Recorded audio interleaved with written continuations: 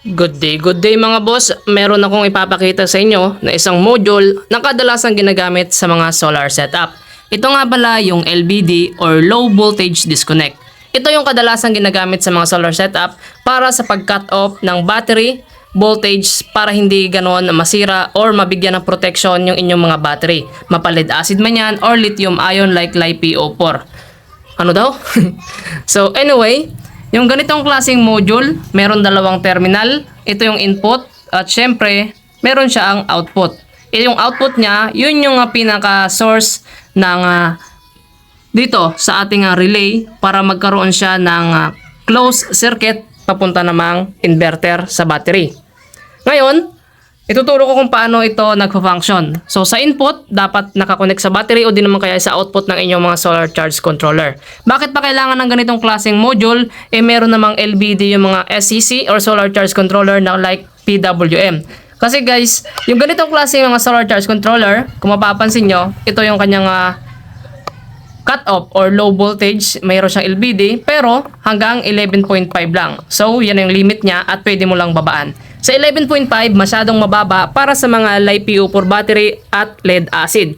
Kasi kapag lead acid, nasa 12 volts, dapat nagka-cut off yung inyong voltage para 50% yung sa kanyang DOD. Sa LiPo4 naman, sana mga 12.8. Kaso, kung mapapansin nyo, 11.5 yung cut off nito.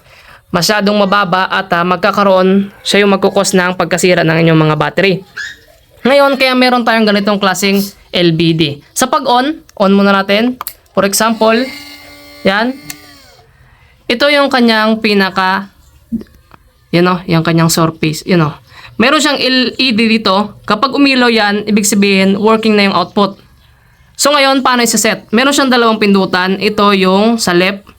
Double tap nyo yan. Double tap. Kapag nagbi-blink na, nagbi-blink na yung tuldok, pwede mo na siyang bawasan. 'Di ba? Kanina kung sa PWM 11.5 ito, malawak yung range na sa voltage kaya pwede mo siyang iset sa anumang voltage. Halimbawa like ito, kapag 12.8 yan, tapos hintayin mo na lang na bumalik sa dati. Yan. Nasa 13.5 na yan yung battery voltage. Kapag na-reach niya na yung 12.8, doon na siya magka-cut off. So, ganun lang nagpa-function yung LVD. Ayan, siguro sa mga gusto ng ganitong klaseng device or module para sa mga solar setup, meron tayong ilalagay na link sa ating description. So, check nyo na lang po. And yun lang muna for today's video. So, God bless po.